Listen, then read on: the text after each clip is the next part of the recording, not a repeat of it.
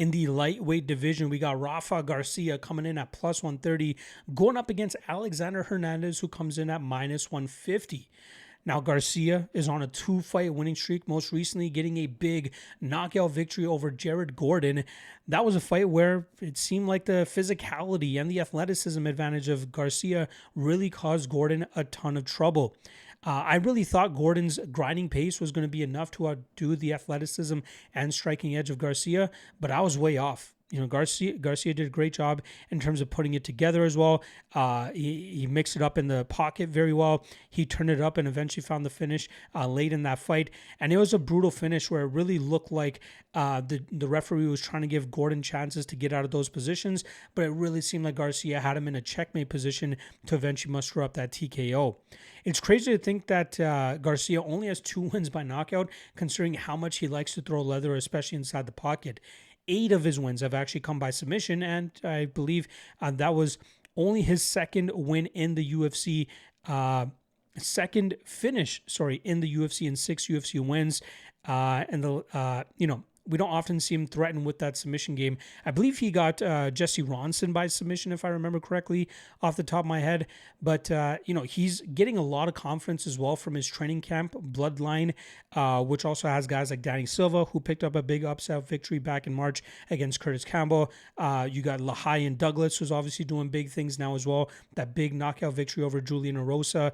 Cub Swanson, who just sailed off into the sunset with a big knockout over Nate Landwehr. So you expect Garcia to rely on that type of confidence and experience from his training partners to help him go on this run that he's currently on.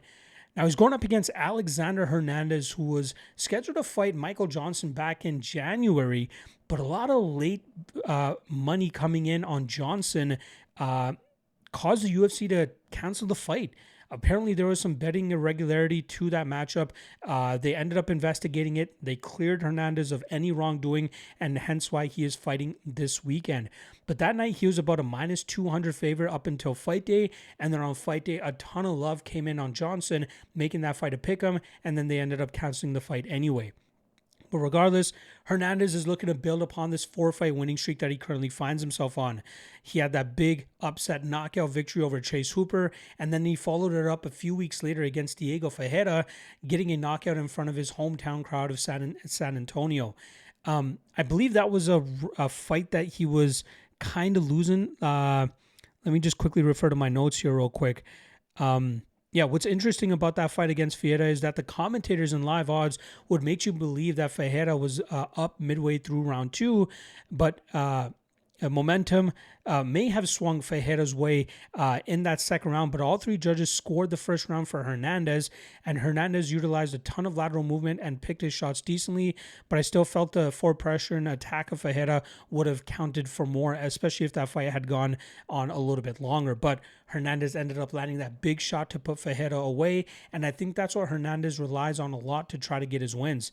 Either he's able to go out there and rely on his wrestling like he did against Hubbard and Holloway, or he's able to find that power and put Hooper and Ferreira away. And I think he's more so reliant on that knockout, especially when he doesn't have enough of a wrestling edge over his opponents. I think he has a bit of a gas tank issue as well, especially when he can't dictate fights or dictate the pace of fights. And I think that might be the issue that he ends up running into here as he goes up against Rafa Garcia. Now, I believe Garcia was closer to about plus 150 when I studied this matchup. Now he's down to about plus 130 because people like him as a plus money dog. And I have to agree. I think we'll see Garcia shuck off the takedowns of Hernandez, or at least showcase enough resistance there that Hernandez can't grind out rounds. And then on the feet, I think Garcia has good enough durability that he should be able to eat better shot or big shots from Hernandez. And then I think he can counter with even more effective shots and more volume, which I believe will cause Hernandez to start to slow down. Look for Garcia to implement some calf kicks as well. I think he can mix it up in the grappling if he needs to as well. But I think it's going to be his work over 15 minutes that allows him to pull away in deep water and eventually get this decision victory over Alexander Hernandez. So I do like Garcia here as the dog.